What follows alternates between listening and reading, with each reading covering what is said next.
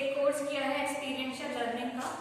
कुछ लोग ऐसे भी मैम ने नहीं किया है, प्रियंका मैम ने, क्योंकि उन्होंने ज्वाइन किया, तो उसी के बारे में हम एक सेशन कर रहे हैं, वर्कशॉप। तो एक्सपीरियंशियल लर्निंग बेसिकली होती क्या है और वो किस तरह से यूजफुल है बच्चों को पढ़ाने में, और क्या बेनिफिट्स है एक्सपीरियंशियल लर्निंग के, ये सब हम जानेंगे। तो सबसे पहले what is experiential learning. Experiential learning क्या होती है? It is like riding a bicycle. जैसे अगर आपको साइकिल चलाना, आपने सोचा कि मैं साइकिल चलाना चाहता हूँ, तो आप साइकिल चलाना कैसे सीखेंगे? क्या आप किसी को देख रहे हैं, कोई साइकिल चला रहा है, आप उसे साइकिल चलाते हुए देख के सीख जाएंगे? नहीं। आपको यूट्यूब से वीडियो साइकिल चलाते हुए कोई किसी को देखेंगे तो आप सीख जाएंगे? आपको मैं एक मैनुअल ला के दे दूं, किताब जिसमें लिखा हो कि साइकिल कैसे चलाई जाती है, तो आप साइकिल चलाना सीख जाएंगे? खुद चला के कब सीखेंगे आप साइकिल? खुद चला के। जब आप खुद चला के देखेंगे तो आप साइकिल चलाना सीख जाएंगे। ना हम किताब में से पढ़कर सीख सकते हैं, ना हम किसी को करते हुए देखकर सीख सकते हैं। जब हम उसे खुद एक्सपीरियंस करेंगे, खुद चलाएंगे, तो हम सीख जाएंगे कि साइकिल कैसे चलाई जाती है। तो बेसिकली लर्निंग बाय डूइंग, करके सीखना ही एक्सपीरियंशियल लर्निंग है। इसमें क्या है? एक्सपीरियंस। जो आप एक्सपीरियंस करेंगे उससे आप सीखेंगे। इसके ऑब्जेक्टिव्स क्या है कि ये जो हमारी जो एक्सपीरियंस लर्निंग को हमें क्लासरूम में लाना, ये जो है टेक्स्ट बुक से बियॉन्ड होनी चाहिए। ये नहीं कि जो बुक में लिखा है बस वो पढ़ लिया, वो नहीं। इसमें हम बच्चे एक्सपीरियंस करेगा, हम उसको, जैसे अभी हमारे जो अभी एनसीईआरटी चल रही है उसमें भी आप पीछे देखते हैं जो एक्टिविटीज होती है वो इसी पर होती है। आपको बोलेंगे पीछे वो कि आपको जैसे काबुली वाला पार्ट है उसमें पीछे आपको डिफरेंट उसके थिंग्स के फूड ऑब्जेक्ट्स के जो है एक्सपीरियंस लिखे कि डिश का कैसा टेस्ट है। तो ये बच्चा एक्सपीरियंस करेगा और फिर वो बताएगा, और जो वो एक्सपीरियंस करेगा वो कभी नहीं भूलेगा। पहले क्या होता था, नोट मेमोरी के रट लिया और लिख लिया। अब जो है कि हम उसको एक्सपीरियंस करेंगे और फिर ज्यादा से ज्यादा आप सेंस ऑर्गन यूज करेंगे। आपका ऑब्जर्वेशन होगा, बच्चे ने डिश देखी, उसका कलर ऑब्जर्व किया, उसके बाद उसने दूसरा सेंस ऑर्गन आंखों का यूज हुआ, ऑब्जर्वेशन किया, उसके बाद उसने उसे टेस्ट किया, तो उसका दूसरा ऑब्जर्वेशन हुआ, आपने उसने टच किया, तो उसका तीसरा सेंस ऑर्गन। तो जितने सेंस ऑर्गन यूज होते हैं उतना आपके वो मेमोरी में, आपके कहीं दिमाग में सेट हो जाता है और आप उसको कभी नहीं भूलते हैं। और इसमें क्या करना है, हमारे को ना बच्चों में इंक्वायरी अप्रोच को डेवलप करना है। वो पूछे कि ऐसा क्यों होता है, इसको करने से क्या होगा, ये अप्रोच हमें डेवलप करना है। इसमें क्या होगा, एक तो हमें उनको नेचुरल एनवायरनमेंट देना है लर्निंग के लिए, दूसरा हमें जो उनके अंदर ये होना चाहिए कि मुझे ये करना है। अभी मैम ने एग्जांपल दिया साइकिल वाला, तो एक बच्चे के अंदर ये होना चाहिए कि मुझे सीखनी है, मुझे इसे करके देखना है, मुझे इसे चलाना है, वो तभी सीख पाएगा। और जो है लर्निंग बाय डूइंग, मैम ने बता दी, ये हमारे पुराने भी पहले रविंद्रनाथ टैगोर जी, महात्मा गांधी या जॉन जो हमने बीए में पढ़ा है, उन्होंने भी यही कहा है कि बच्चा करने से ही सीखता है। रिलेटेट करती है सेल्फ मोटिवेशन। मैं खुद सोचूं कि मैंने ये किया तो इसमें क्या करना है, क्या मैं इसमें इम्प्रूवमेंट कर सकती हूँ। सेल्फ मोटिवेशन इसमें हमें सीखना है। स्टार्टर देना है। स्टार्टर मीन्स आप उसको एक एटमॉस्फेयर देंगे। जैसा हमने उसमें देखा था कि टीचर ने कहा था कि बच्चे ऐसे चलो, तो बच्चों ने कह दिया फ्लाइंग हो रही है, तो उन्होंने कहा वो एयरप्लेन बना रहे हैं, तो उन्होंने कहा था आप उसके बाद उसे पर्सोनिफाई करो कि मैं एक टेबल की तरह एक्ट कर रहा है। तो बच्चे ने बताया मैं एरोप्लेन में टेबल हूँ और मैं पैसेंजर्स को सर्व कर रहा हूँ। एक बच्चे ने जो है एक्ट किया था एज एयर होस्टेस, मैं पैसेंजर को सर्विस दे रहा हूँ, मैं पायलट हूँ, तो मैं यहाँ पर इसको चला रहा हूँ। तो ये पर्सोनिफाई करें। फिर वो उसके बाद उन्होंने बोला था कि आप इसको एक पेपर पर बनाइए, उसके बाद पेपर प्लेन बनाइए और उनको उड़ा के उसका डिस्टेंस रखिए। और उसमें जब आपने मॉडिफाई करा, बच्चे को रिसर्च करनी पड़ेगी कि ये शेप क्यों थी, अगर इस शेप को मैं चेंज कर दूंगा तो इससे मुझे क्या बेनिफिट होगा, इसमें क्या चेंजेस आएंगे, इसका डिस्टेंस कवर ज्यादा हो जाएगा, ये सब चीजें होंगी। इससे वो जो है उसके बाद आपको इसमें जो है फीडबैक भी देना है। जैसा कि आकांक्षा मैम और प्रियंका मैम ने बताया कि जो एक्सपीरियंशियल लर्निंग है वो है लर्निंग बाय डूइंग, ठीक है। तो इसी के रिगार्डिंग हम इसको आगे बढ़ाते हैं इसको। तो ये जो मॉडल मैंने यहाँ पे पहले से बना रखा है, ये है कोर का मॉडल।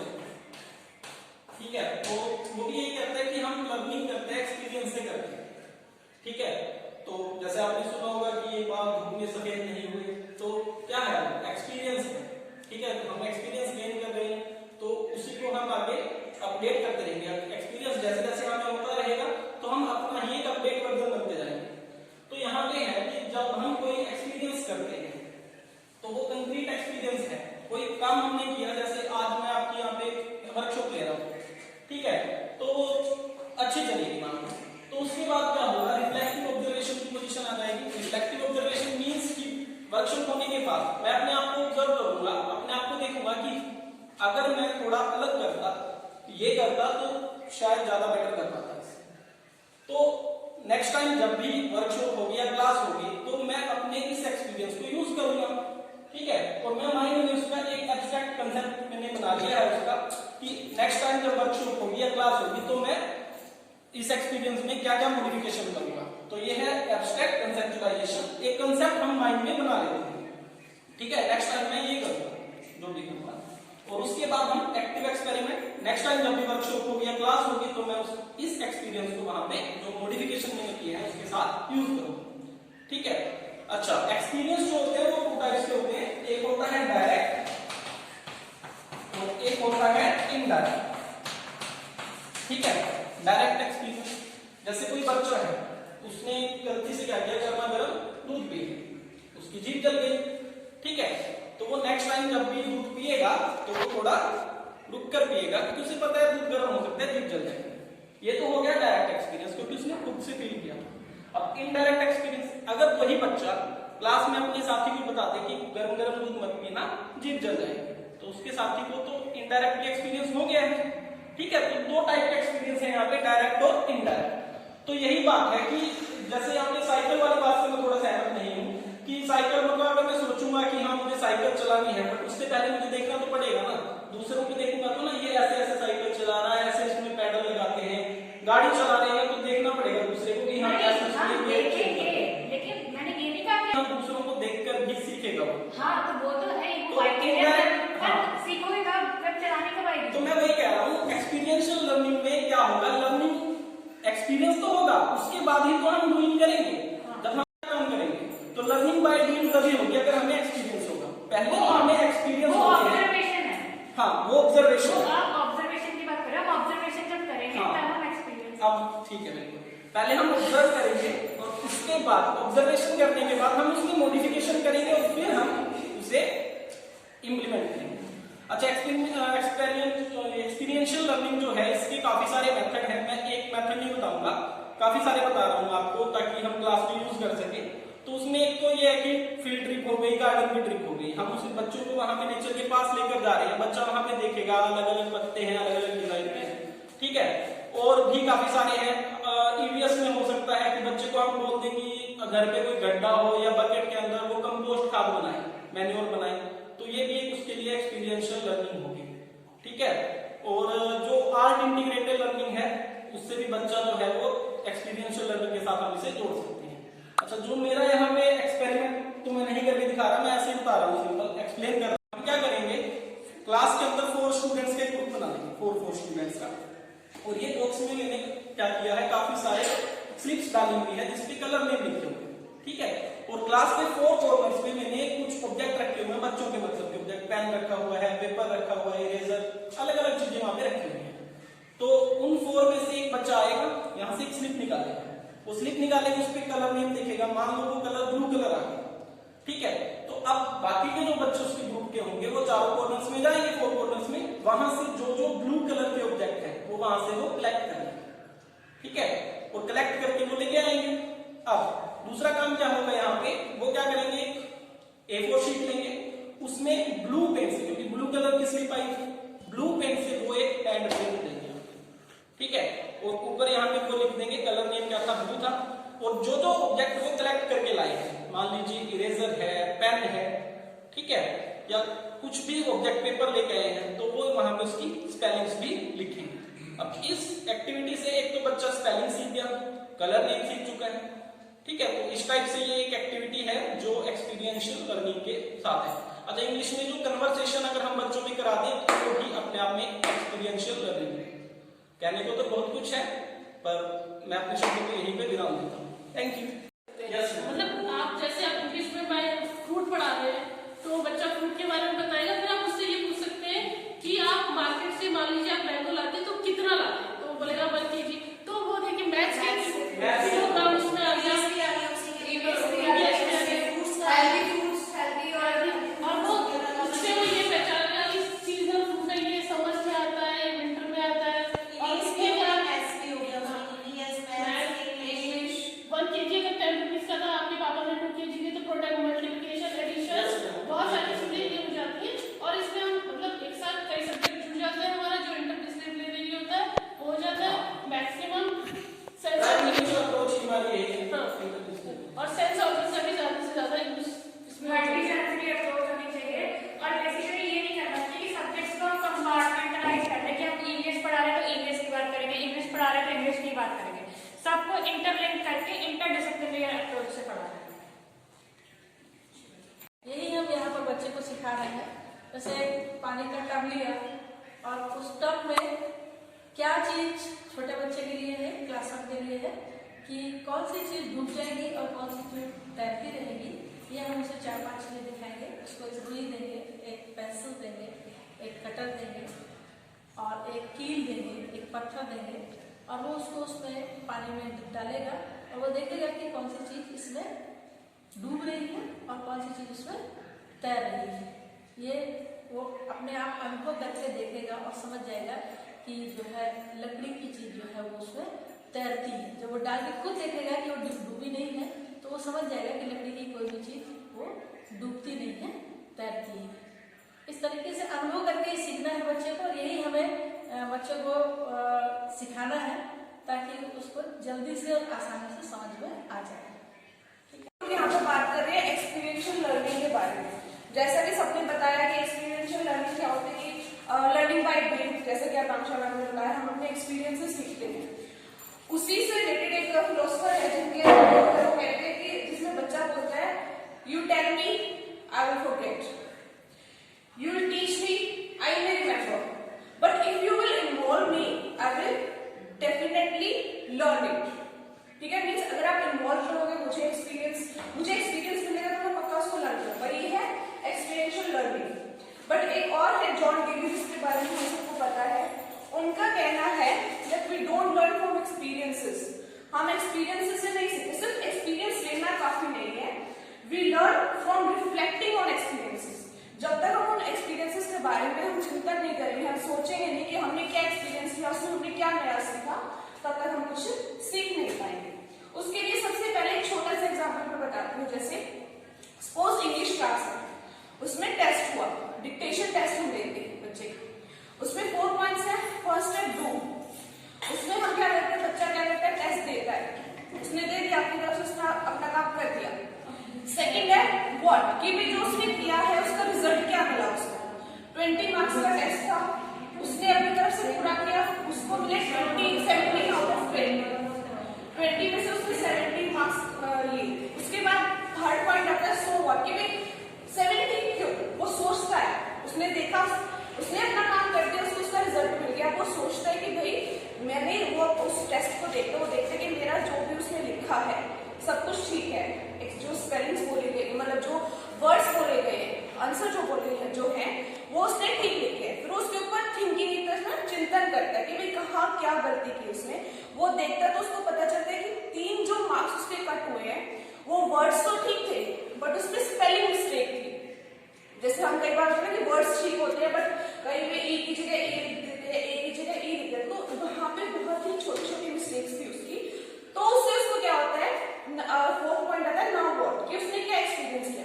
उसने देखा कि मुझे वर्ड्स लर्न है बट प्रॉब्लम क्या है, मेरी प्रॉब्लम है मुझे स्पेलिंग्स में मेरी दिक्कत आ रही है, तो वो उसके ऊपर वर्क करता है। और 4th टाइम जो मतलब जो नाउ व्हाट जो अपने एक्सपीरियंस से वो सीखता है, वो ये सीखता है कि मुझे जो मेन फोकस है वो मेरा वो होना चाहिए, मेरा सिर्फ वर्ड्स को लर्न नहीं, उसकी स्पेलिंग्स को भी मुझे लर्न करना है। तो फिर उसके बाद उसका जो आउटकम आता है वो ये आता है, नेक्स्ट जो टेस्ट होता है उसको 20 आउट ऑफ 20 आते हैं। तो एक तरह से फर्स्ट एग्जाम्पल मेरा ये है। सर प्लीज एग्जाम्पल देती हूँ। सपोज एक बच्चा साइकिल चला रहा है, चलाए जा रहा है, उसके बाद वो सोचता है, वो सिर्फ अपने दिमाग में सोचता है कि भाई मुझे साइकिल तेज चलानी है। वो सोचता है, कोशिश भी करता है वो चलाने की, लेकिन वो चला नहीं पाता है। थर्ड टाइम में वो क्या करता है, वो ये चीज वो ट्राई करता है ये जानने की कि वो क्यों नहीं चला पा रहे। तो उसको पता चलता है कि वो एक तो इधर उधर ज्यादा देख रहा है, कहीं पीछे तो कुछ नहीं आ रहा, कहीं साइड में तो कुछ नहीं चल रहा, उस चीज के ऊपर ध्यान रहता है, तो वो बैलेंस नहीं बना पाता है। तो जब वो अपनी मतलब जो चीजें हैं जो जिसकी वजह से वो चला नहीं पा रहा है, वो उनके ऊपर फोकस करता है कि बैलेंस नहीं बना पा रहा है, ध्यान सामने रखने की बजाय वो इधर उधर ज्यादा ध्यान दे रहा है, और वो जो उसकी एक होता है सीटिंग पोस्चर जो होता है साइकिल पे, वो उस तरह का नहीं है जिस पोस्चर में बैठकर वो जो साइकिल की रेस जो है वो बढ़ा सकता है। तो इससे वो क्या करता है, फिर जो मतलब वो ये 3 4 पॉइंट्स हैं। फर्स्ट में वो साइकिल चलाना सीखता है, सेकंड पॉइंट में वो ऑब्जर्व करता है कि भाई सीखता है, वो सोचता है कि मैं तेज चला, बट वो चला नहीं पाता। फिर वो ऑब्जर्वेशन करता है अपने दिमाग में, वो सोचता है कि मतलब कि अब मुझे साइकिल चलानी आ गई है, अब मैं स्पीड में मुझे फोकस करना है, मुझे स्पीड बढ़ानी है उसकी। बट वो सिर्फ सोचता है, उसके लिए कुछ प्रैक्टिस नहीं करता कि मैं क्या करूँ, कहाँ पे क्या कमी है। तो थर्ड पॉइंट में वो चीज कहते हैं ना, फाइंड आउट करता है कि जो कमियां हैं कि मैं इधर उधर ज्यादा देख रहा हूँ, मुझे डर ज्यादा लग रहा है, मैं बैलेंस नहीं बना पा रहा हूँ, मेरा फोकस मतलब स्पीड की बजाय ट्रैफिक के ऊपर ज्यादा हो रहा है। तो फिर उसके बाद वो क्या करता है, जो फोर्थ जो एक्सपेरिमेंट वो करता है अपने उसके ऊपर, वो ये करता है कि उसने इधर उधर ध्यान देना बंद कर दिया, सामने दिया, अपने सीटिंग पोस्चर को उसने इंप्रूव किया जिससे कि वो अपनी स्पीड को बढ़ा सके, और इस तरह से वो क्या करता है, स्पीड को अपने बढ़ा पाता है, साइकिल को अच्छे से चला पाता है। ठीक है, तो मतलब मेन चीज ये है कि सिर्फ एक्सपेरिमेंट जो एक्सपीरियंस लेना ही काफी नहीं है, उस एक्सपीरियंस के ऊपर जब तक हम अपना मतलब थिंकिंग नहीं करेंगे, हम सोचेंगे नहीं, रिफ्लेक्टिंग और एक्सपीरियंस जब तक नहीं होगा, तब तक हम अपनी लर्निंग में भी इम्प्रूवमेंट नहीं ला पाएंगे। दैट्स व्हाट बात चल रही है। तो मेरे हिसाब से जैसे बच्चा छोटा होता है तो तब से वो सीखना शुरू कर देता है, उसका उस समय कोई मास्टर भी नहीं होता, सिखाने वाला भी नहीं होता। जैसे घर में भी आपने देखा तो बच्चे बहुत सारे खिलौने इकट्ठे करता है, जो भी उसको अच्छा लगता है तो एक कलेक्शन वो कर लेता है, और फिर धीरे धीरे उसमें जो है ना फिर वो, और घर में जो दूसरी चीजें रखी रहती है तो उनसे मैच करने की कोशिश करता है, पूछता है। ठीक है, अब जैसे इसको हम और आगे बढ़ाएंगे, उस मान लिया हमें बच्चे को थोड़ा और मोटिवेट करना है, तो फिर उसके खिलौने से हमको बहुत कुछ सिखा सकते हैं। जैसे मान लिया सपोज कुछ ले लेते हैं, जैसे ये तो उस कलेक्शन में से वो ऐसे मतलब हम बोले भाई इस तरह का सामान देखो, तो वो उसको जो भी है तो इंडिकेट करेगा, बताएगा ये है। जैसे ये फिर इस तरह का है, जैसे सिलेंडर है और ट्यूब है, मोबाइल है, शेप्स के बारे में वो जान लेगा, ठीक है, विचार बना लेगा। जी हाँ। तो फिर ऐसे ही जैसे फोर्थ में आपने देखा होगा एक फिजिक्स का चैप्टर है, तो उसमें फिर उसके कॉर्नर वगैरह और उसकी फेस एजेस वगैरह वो जानेगा, उससे वो मैच करता रहेगा। तो फिर ऐसे फिर उसको मेजरमेंट हम उसे बता सकते हैं। और एक्सपीरियंस लर्निंग तो यह है कि आदमी जीवन भर, जैसे मैंने बताया छोटे बच्चे से और उम्र भर आदमी सीखता रहता है। जैसे अभी लॉकडाउन में जो है ना कोविड-19 में हमने बहुत कुछ सीखा है। हमें पहले क्या नाम पीपीटी वगैरह बिल्कुल बनानी नहीं आती थी, मैंने खुद सीखा है अपने साथियों को देखकर, पूछकर मोबाइल में। ठीक है, तो पहले इसमें भी हमने जो है ना, पहले हमने हाथ से लिखा है, पेन से लिखा है, पेंसिल से, फिर उसके बाद हम सीधे मोबाइल में लैपटॉप में बनाने लगे, तो हमने बहुत कुछ सीखा है। और सभी जनता ने सीखा है कि कैसे घर में रहना है और किसको कैसे मतलब मैनेज करके हमें रहना है, रिश्तेदारी में जाना बंद हो गया सब कुछ, तो सीखता ही रहता है आदमी। Thank you. सिमेट्रिक लाइन और कौन सी शेप सिमेट्री है, तो वो कंसेप्ट हम बच्चे को देते हैं पेन पेपर या ब्लैक बोर्ड के थ्रू या पीपीटी के थ्रू, तो बच्चों को कम समझ में आता है, उसमें बहुत प्रॉब्लम करते हैं। तो उसको हम सिखाने के लिए उनको एक्टिविटी अरेंज कर सकते हैं कि किस तरह से सिमेट्री होती है। जैसे कि बच्चे मिरर का यूज करते हैं, घर पे सभी लोग करते हैं, सुबह वो देख के आते हैं, तो उनको थोड़ा बहुत आइडिया होता है।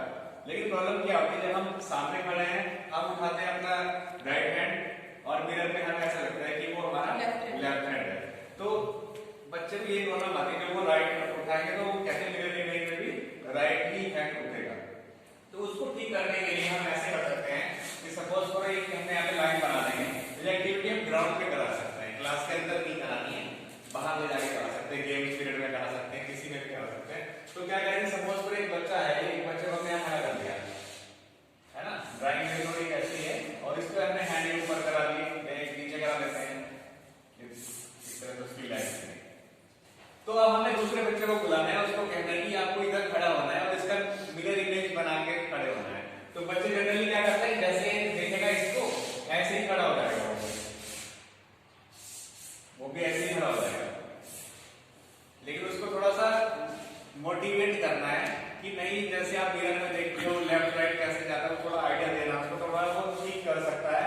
और जब ये बच्चा, इसका मतलब यहाँ पे जब ये गलत कर रहा है ना, और आप उसको बुला करके ऐसे कराएंगे तो वो इन फ्यूचर कभी भी गलत नहीं करेगा। तो उसको आपने बुला के ऐसे करवाया है, फिर वो नहीं करेगा कभी, उसको हमेशा याद रहेगी। तो फिर वो इसको बताएगा कि ये ऐसे हो सकता है, और बच्चे उसको जो नहीं इन्वॉल्व हो रहे इस एक्टिविटी में, वो इनको देख रहे हैं सामने से खड़े होकर के, तो वो भी देख कर भी सीखेंगे। और फिर उसको यही पर डिस्क्राइब कर देना है कि ये तो दोनों मिरर इमेज है, या सिमेट्री भी कह सकते हैं, और ये वाली लाइन हो गई, ये सिमेट्रिक लाइन हो गई। इस तरह से उसको समझा सकते हैं। तो डिफरेंट है, जो बच्चों के यहाँ पर डिफरेंट शेप भी बना सकते हैं। कोई बच्चा ऐसे लेटा हुआ है, उसको फिर ऐसे लेटा, तो वो डिजाइन बन जाएगा, वो फिर ऐसे लेट जाएगा, उनकी डिजाइन और बना सकते हैं इस तरह के किसी भी शेप। तो शेप भी आ जाएगा, सिमेट्री भी सीख जाएगा, इस एक्टिविटी का हम यूज कर सकते हैं। तो इस तरह से और भी टॉपिक्स में हम ये यूज कर सकते हैं। Thank you. कि 1 kg जो है वो 1000 ग्राम्स के इक्वल है। तो इसमें बच्चों को कई बार समझ में नहीं आता कि ऐसा कैसे है। तो इसके लिए क्या कर सकते हैं कि जैसे हमने तराजू लिया, ऐसे बनता है ना तराजू, मतलब एक ऐसी फिगर बना रही हूँ। तो एक तरफ हम जो है 1 kg का कोई भी सामान ले सकते हैं मार्केट से, मतलब 1 kg का हमने आटे का पैकेट ले लिया या कुछ भी ले लिया, वो हमने यहाँ रख दिया। उसके बाद हमने क्या किया, सोप आते हैं 250 ग्राम्स का, 100 ग्राम का, और उसके ऊपर लिखा भी होता है, तो बच्चा पढ़ के लेगा कि इस पर लिखा है कि 250 ग्राम। अब एक 250 ग्राम का सोप रखा, क्या इक्वल हो गया? नहीं हुआ। फिर एक और हमने 250 ग्राम रखा, एक और 250 ग्राम रखा, एक और 250 ग्राम रखा। जब 4 250 ग्राम रख दिए तो वो टोटल हो गए 1000 ग्राम्स के। तो बच्चे को समझ आ जाएगा कि हाँ 1 kg जो है वो 1000 ग्राम्स के इक्वल होता है। अब ऐसे ही हम 100 ग्राम्स के, तो फिर अब बच्चे से बोल सकते हैं कि हम कितने 100 ग्राम्स यहाँ पर रखें कि ये 1 kg हो जाएगा। तो वो रखते जाएगा, उसे पता लग जाएगा कि हाँ अगर हमने 10 टाइम्स रखा है 100 ग्राम्स का, तो वो 1 kg के, मतलब 1000 ग्राम्स इक्वल्स टू 1 kg। उसके बाद फिर नहीं छूटेगा इस बात को। क्लास में हम कैसे स्टार्ट करते हैं, क्लासरूम ऑब्जेक्ट्स जो है उनमें बच्चों को दे दे, कुछ ना कुछ मिलेगा उनको हर एक। वैसे मैथ्स में हम लोग, मैथ्स में तो बहुत सारी चीजें बच्चों को बजाय वेट और ये लेंथ के बदले वेट वेइंग मशीन ले आओ, वहीं पे बच्चों का वेट करा दो। मेजरमेंट है उन्हें वो कराना, दीवार पे वो खींच दो उनकी, उसमें मेजरमेंट कर लेंगे बच्चे। या फिर उन्हें पैटर्न सिखाना है, क्लास में कुछ ना कुछ पैटर्न रहता ही है, एरिया पैरामीटर होता है बच्चों को नाम को, इन सब चीज को। मैथ्स में तो बहुत सारे हैं, नंबर सिखा सकते हैं, सब चीजें होते हैं मैथ्स में। तो ईवीएस में भी ये है कि बच्चों को बाहर लेके जाएं, प्लांट्स के पार्ट्स बच्चों को सिखाने हैं, प्लांट्स ले आए स्कूल से ले लें, उसके पार्ट्स को हम लेवल करने को बोल सकते हैं, ये क्या है। लैंग्वेज में तो उनको जैसे ग्रामर तो पूरी हम उनको बच्चों को करा सकते हैं एक्सपीरियंशियल के लिए, अपोजिट्स वर्ड्स हैं, कुछ भी जो भी हैं ग्रामर के टॉपिक है, लैंग्वेज भी दोनों में कर सकते हैं। इंस्ट्रक्शन हम साथ में जब दे रहे हैं तो बच्चा अपने आप ही सीख रहा है लैंग्वेज। तो हर में हमें हमारा क्या पर्पज होना चाहिए कि बच्चा अगर एक्टिव है, बच्चा अगर सारी क्लास उस एक्टिविटी में इन्वॉल्व है तो हमारी क्लास बहुत बेस्ट होगी। अगर हम वन वे कर रहे हैं, लेक्चर दे रहे हैं या कोई भी उनको पढ़ा रहे हैं, तो बच्चा सीख तो रहा है, कुछ बच्चे तो सीख लेंगे लेकिन सारे बच्चे नहीं सीखेंगे। तो उसमें बहुत सारी मुश्किल आती है। हम लोग कुछ नहीं रखें, कोई भी आए, फिर कोई भी बाहर से आता है, कोई भी सारा है या कोई भी, अगर ये हम अपने दिमाग में रखेंगे हर एक बच्चा उसमें इन्वॉल्व होना चाहिए। लेक्चर मेथड की अगर हम यूज करते हैं तो बीच बीच में कुछ एक्टिविटी उनको ऐसी रखें कि क्लास में बैठे बैठे बच्चे इन्वॉल्व हो जाए, है ना। तो कुछ ऐसा प्लान करें, हमें स्पेशल कोई प्लान करने की, चाहे इंस्पेक्शन है चाहे कोई भी आता है, अगर हम ये सोचें कि हमें हर एक बच्चे को एक्टिव रखना है और एक्टिविटी कुछ भी नहीं, हर एक इसमें डेली थोड़ा सा हम प्लान कर लें तो वो सक्सेसफुल कर सकते हैं उसको। Thank you. और